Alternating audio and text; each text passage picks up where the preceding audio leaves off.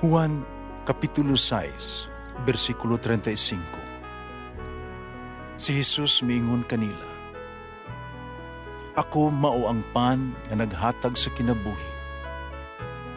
Ang muari kanako dili nagayod gutomon, ug ang mutuo kanako dili nagayod uhawon." Ang mga puno Pan sa kinabuhi. maglikon unta sa mong pagtuo ug gagaka kami sa pagtuman sa imong mahal nga kasuguan. Ang Ginoo manaa kaninyo. Ang magbasa gikan santos nga ebanghelyo sumala ni San Mateo. Unya miadto si Jesus sa yuta duol sa lungsod sa Syria Filippo. Dito nangutana siya mga tinun-an. Sumala sa mga tao, kinsa man ang anak sa tao.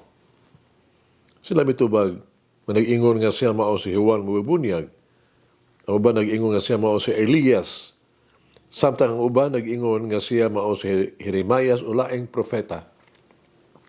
Si Jesus nangutana kanila, "Pag kamo, unsa man inyong ikasulti, kinsa man ako?" Mitubag si Simon Pedro, "Ikaw mao ang Mesiyas, ang anak sa Dios nga buhi." Giingnan siya ni Jesus, "Simon anak ni Jonas, bulahan gagayod, kining maong kamo tuuran wala moabot kanimo gikan sa bisan kinsang tao, kundili gihatag kanimo sa akong amahan." Natuwa sa langit. Busasultihan ko ikaw. Ikaw si Pedro, ibabaw ning bato, tukuron ko ang ako ang simbahan. Bisan gani ang kamatayon dili gayud makabuntog ni ini. Ihatag ko kanimo ang mga yawe sa gingharian sa langit. Ang imong idili dinis yuta, idilip usab ngadto sa langit. Ang imong itugot dinis sa yuta, itugot usab didto sa langit. Ang ebanghelyo sa Ginoo. Pasalamati ang Ginoo kay siya maayo, ang iyang gugma mulungtad hangtod sa kahangturan. Pasalamati ang Dios sa tanang mga Dios, ang iyang gugma malungtaron.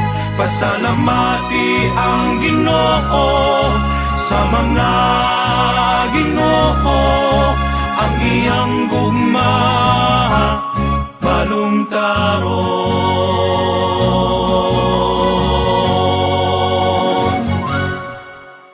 Atong ipunting ato ang pamamalandong sa pangutanan ni Jesus o sa tubag ni Pedro. Si Pedro miangkon umidawat nga si Jesus mao ang gisaad nga Mesiyas. Siya miingon, ikaw mao ang Mesiyas, ang anak sa buhi nga Dios. Kini mao ang pagmatuod sa Dios amahan ngadto kang Jesus. Sa dihang si Jesus gi bautismuhan, gibunyagan ni Juan dito sa suba sa Jordan. Kini usab ang proklamasyon ni Jesus sa Dios nga amahan sa panahon sa Transfiguration sa bukid sa Tabor. Wala isulti ni Pedro dinhi ang gustong madungog ni Jesus. Ni gisubli niya ang gisulti sa uban. Si Pedro wala maglitok o bisan unsa aron lang pagpahimuot ni Jesus. Ang gisulti ni Pedro mao ang iyahang personal nga konviksyon, ang iyahang personal nga kasinatian ni Jesus. Siya misulti dili sa iyang ulo, with his mind, kundi sa iyang kasing-kasing from the heart.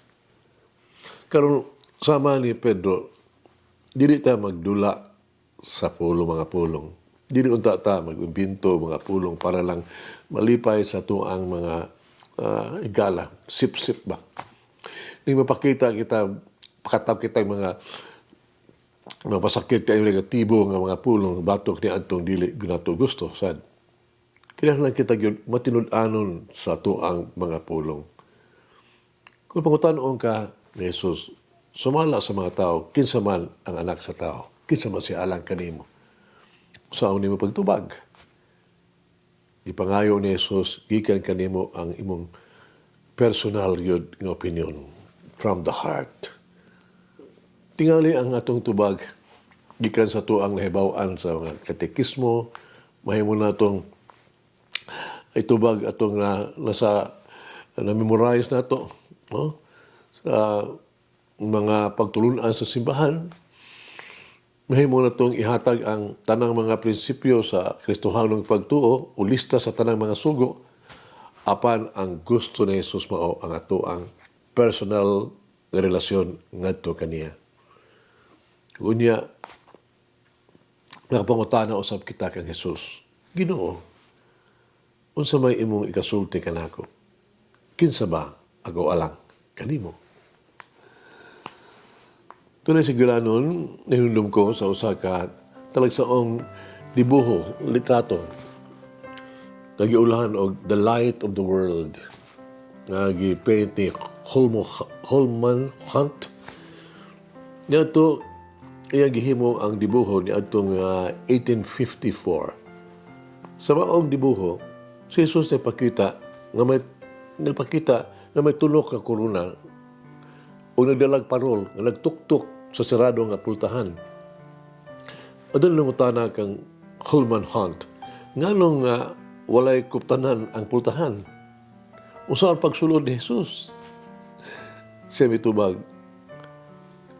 ato nga ablihan ang pultahan alang kaniya. Ang kuptanan anaa sa sulod. Mga isuon, maladong kini, unsa sa atong kinabuhi o sa atong relasyon, anda ba kita mo sakripisyo para kang Jesus? Mag-ampo kita.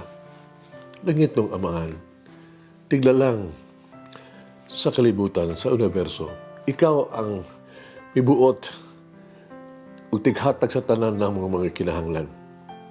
Pinagi sa malungtaron nga ehemplo ni San Pedro ug San Pablo, papasanon kong muhangyo kanimo nga mutubo ako sa imong grasya ug malig-on ako sa akong pagtuo ug masinagtanon sa imo mga sugo. Sumala kanila mahimo kong saksi sama kanila, no? Saksi kanimo uban sa ang devotion with great devotion and dedication aron ipakailap ipaambit ang imong mga pulong aron ihalad nako akong kinabuhi ug kaugalingon ug kaubuton kanimo. Bisan pa sa maabot nga sakripisyo, pag-antos, bisan pa sa pagdawat sa pagpasan sa krus sa imong anak nga si Jesucristo hangtod sa katapusan. Amen. Mama Mary, Queen of Apostles, make me zealous in bearing witness to the love and mercy of Jesus. Sama ni San Pedro at San Pablo na pagkamatay alang sa misyon o pagmahal sa imong anak. Umalangin ang Diyos magagagam sa tanan, Amahan, Anak, o Espiritu Santo. Amen. May the Lord of the divine mercy bless us all, heal us from all diseases and suffering. Ayun unta niya kita, tanang mga sakit na sa lawas o sa kalag, body and soul. In the name of the Father, the Son, and of the Holy Spirit. Jesus, I trust in you. Amen. The bread of life will never hunger, says the Lord.